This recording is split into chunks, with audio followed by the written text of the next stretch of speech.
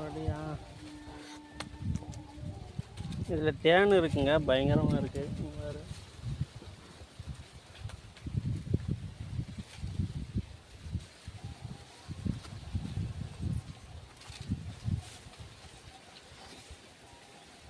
இதில் இருக்கிற தேனை தான் தேனீக்கள் வந்து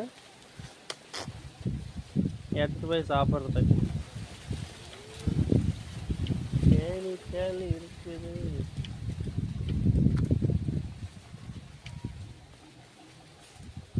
தேனி இருக்கா? ட்ராப்பாக இருக்குது பாருங்கள். ட்ராப்பாக இருக்கா? தேனி தான். செம்ம டேஸ்ட்டு.